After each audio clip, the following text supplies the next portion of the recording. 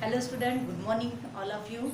Once again, in my last video lecture, we have seen the word ionic bond. Today we see the ionic bond and the lattice enthalpy. Last time, ionic solid and lattice enthalpy. In my last video lecture, we have seen that the ionic solid. How can you prepare the ionic solid? Ionic solid which are prepared by what the loss of electron or the gain of electron. Electron के loss करने से या gain करने से आपका ionic bond का formation होता है, राइट। आज हम लोग देखेंगे लैटिस एंथैल्पी, लेकिन इसके पहले हम लोग आयोनिक सॉलिड के थोड़ा सा एक एग्जांपल देखते हैं।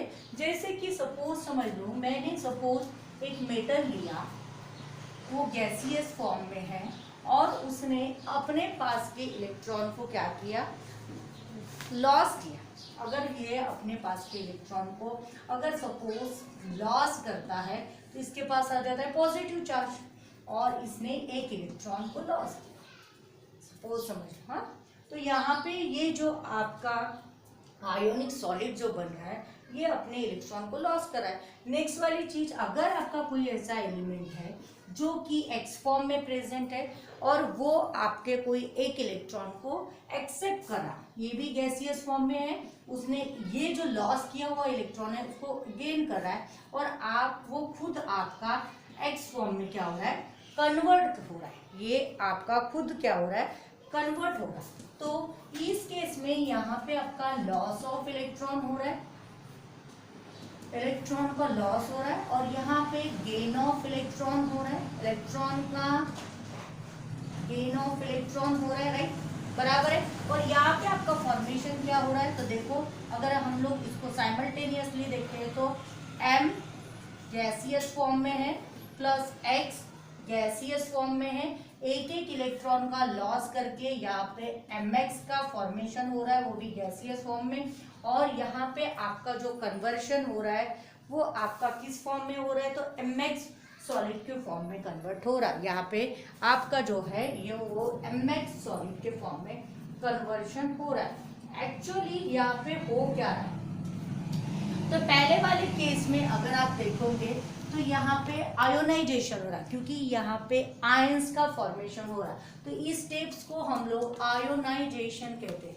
ये वाले स्टेप्स को हम लोग आयोनाइजेशन कहते हैं, बराबर है। और इसीलिए यहाँ पे हम ये वाले स्टेप को कैसे इंडिकेट करते हैं, तो डेल्टा आई एच के फॉर्म में कन्वर्ट करते हैं, ठीक है।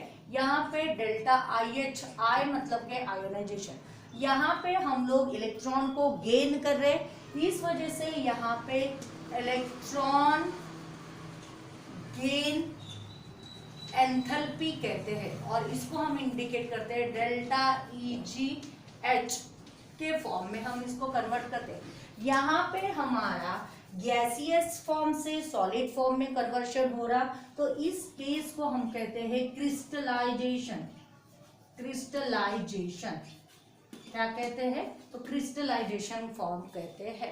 तो हम जब भी आयोनिक सॉलिड का कन्वर्शन करते हैं या आयोनिक सॉलिड जो बनाते हैं, तो उस केस में आपका आयोनाइजेशन होता है, इलेक्ट्रॉन गेन एंथैल्पी होती है और क्रिस्टलाइजेशन होता है, और इस तरह से आपका आयोनिक सॉलिड बनता है।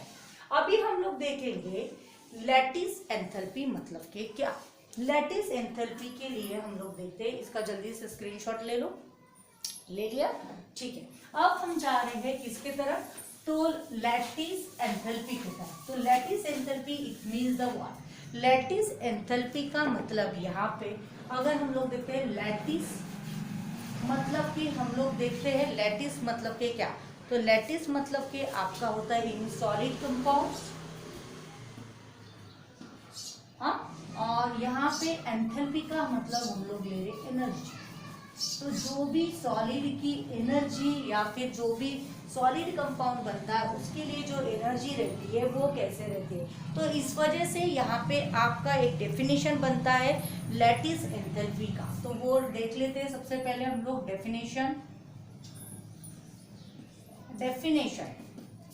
the lattice enthalpy of a ionic solid. Lattice enthalpy of ionic solid is defined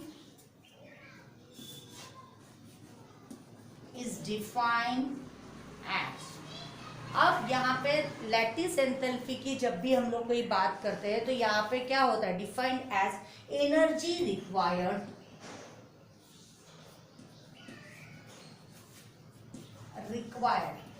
क्या किया जाता है, हमको जब भी हमको कोई आयोनिक सॉलिड बनाना पड़ता है तो उस केस में हम लोग एनर्जी को रिक्वायर्ड करते हैं to completely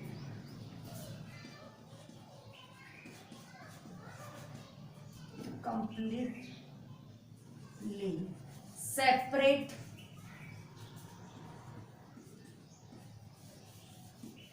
one mole of ionic solid, 1 mole of ionic solid, ionic compound,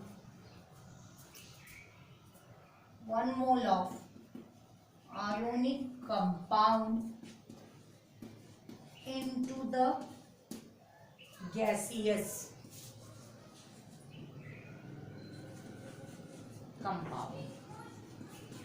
अभी मैंने आपके पास यहाँ पे एक एग्जांपल लिया था कि lattice enthalpy it means that ऐसी एनर्जी जो कि 1 मोल ऑफ आयोनिक कंपाउंड का कन्वर्शन जो है वो गैसियस कंपाउंड में करती है। जब भी आयोनिक कंपाउंड का गैसियस कंपाउंड में कन्वर्शन करना पड़ता है तो उस समय पे आपको जो एनर्जी लगती है उस एनर्जी को हम लोग क्या कहते हैं, तो लैटिस एंथैल्पी कहते हैं।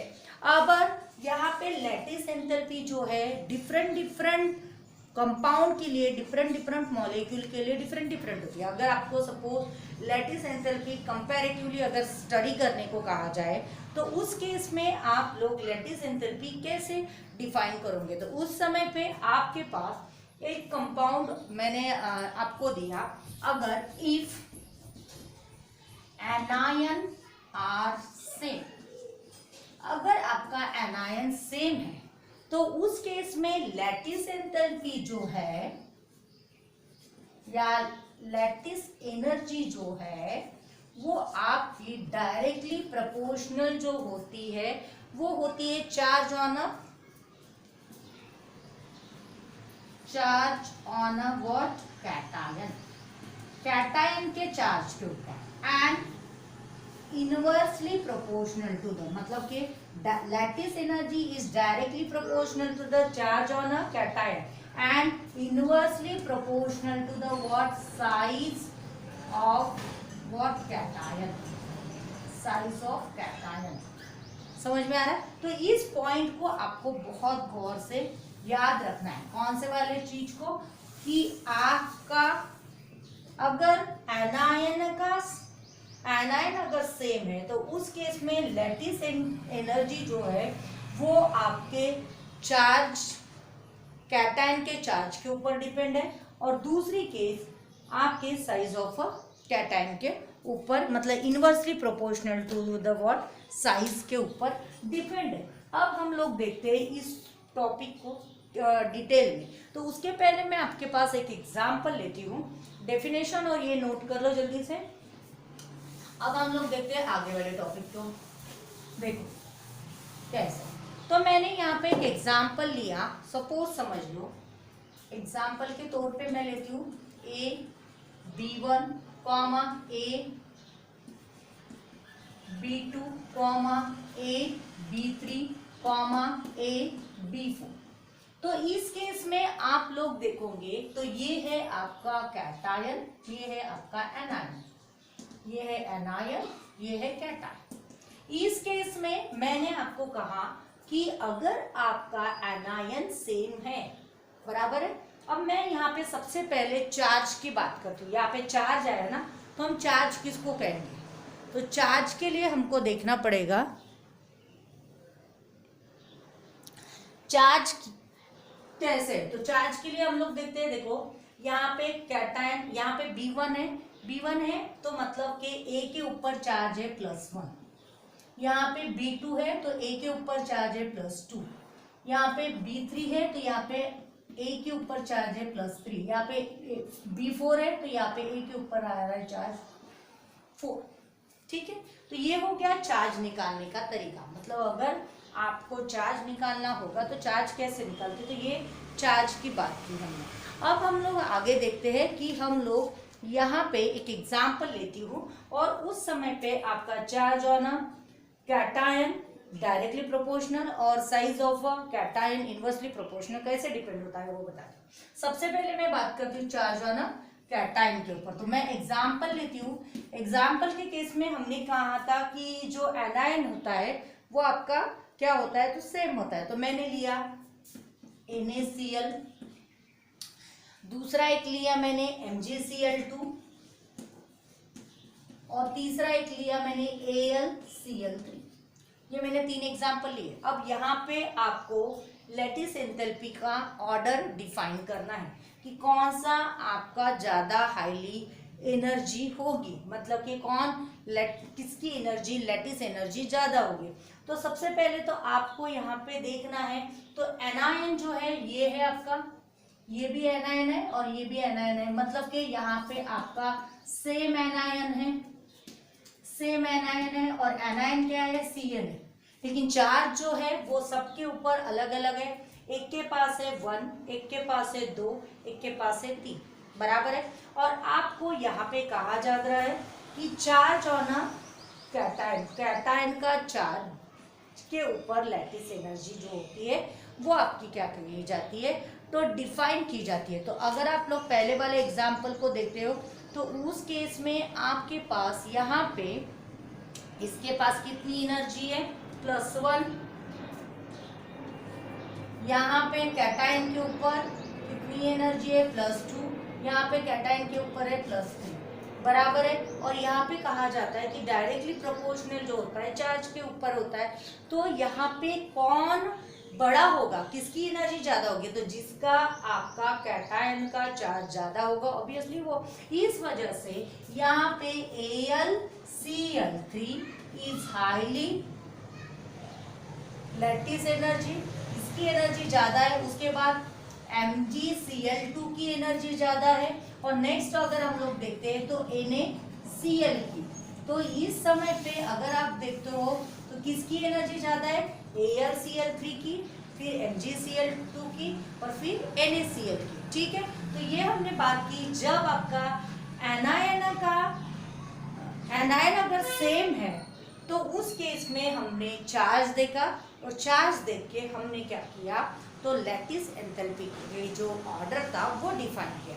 अब हम लोग आते हैं कि size of a cation, cation का साइज कैसे मायने रखता है। अब मैंने दूसरा एक एग्जाम्पल लेती हूँ, ये हो गए 1, ये हो गया एग्जाम्पल नंबर 2। एग्जाम्पल नंबर 2 के केस में मैं लेती हूँ, सपोज समझ लो LiF, फिर दूसरा वाला एक एग्जाम्पल लेती हूँ, फिर लेती हूँ NaF, और तीसरा एक एग्जाम्पल लेती हूँ आपके केस में KF। ठीक है, अब इस केस में भी देखो F और F ये भी आपका क्या है, सेम एनायन है, सेम एनायन है, लेकिन आप देखो यहाँ पे भी एक ही F है, यहाँ पे भी एक ही F है, यहाँ पे भी एक ही F है। इस वजह से लिथियम के पास +1 का चार्ज आ रहा है, सोडियम के पास +1 का चार्ज आ रहा है, और पोटेशियम के पास भी +1 का चार्ज आ रहा है, तो चार्ज भी सेम है। तो फिर इस कंडीशन में हम लोग लैटिस एंथैल्पी की ऑर्डर कैसे डिफाइन करेंगे, तो डिफाइन हम जो करेंगे वो डिपेंड अपॉन द नेक्स्ट चीज, that is the size of a cation, cation का साइज कैसा है तो वो हम लोग डिफाइन करते हैं। तो अगर आप लोग मॉडर्न पीरियोडिक टेबल देखते हो तो उस केस में आप देखोगे तो यहाँ पे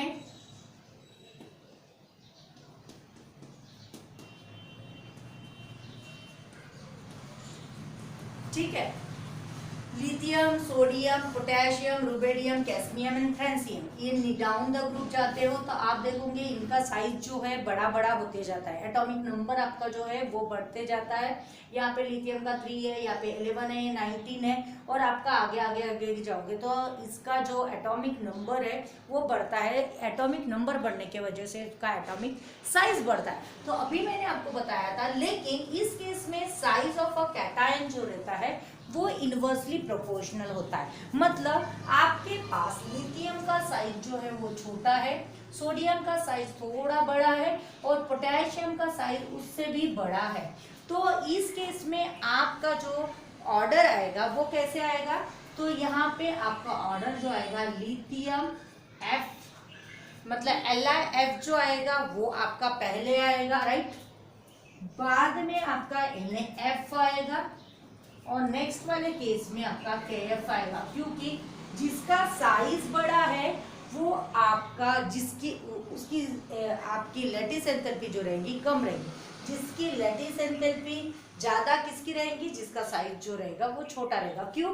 क्योंकि यहाँ पे lattice energy is inversely to the size of a cation, मतलब जिसका साइज छोटा उसकी लैटिस एंथैल्पी जो रहेगी वो आपकी बड़ी रहेगी। और इस तरह से आपको आयोनिक सॉलिड के केस के अंदर लैटिस एंथैल्पी जो है वो हम लोग क्या कर सकते हैं, डिफाइन कर सकते हैं, depend upon the when the anion का साइज, एनायन अगर आपका सेम है तो उस केस में चार्ज अगर आपका सेम भी रहे या फिर डिफरेंट भी रहे तो you can easily arrange the ascending order और द डिसेंडिंग ऑर्डर। लेकिन उसके लिए आपको ये मॉडर्न पीरियोडिक टेबल जो है उनका एटॉमिक नंबर और वो एलिमेंट वो पता होना ज़रूरी है। तो इसके लिए मैंने अपने प्रीवियस कुछ वीडियो लेक्चर में इनका एक वीडियो बनाया है, वो आप आराम से देख लो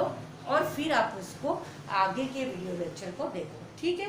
तो आज के इस वीडियो लेक्चर में इतना ही। नेक्स्ट वाले वीडियो लेक्चर में हम लोग कोवैलेंट बॉन्ड के बारे में डिटेल देखेंगे। Okay, thank you.